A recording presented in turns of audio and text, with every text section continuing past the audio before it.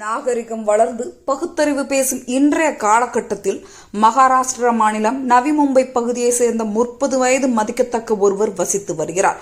இவர் மாந்திரீகம் உள்ளிட்ட பல விஷயங்களில் மிகவும் நம்பிக்கை கொண்டவராக இருந்துள்ளார். இந்த நிலையில் இவரது மனைவியின் சகோதரருக்கு வெகு நாட்களாக திருமணமாகாமல் இருந்துள்ளது.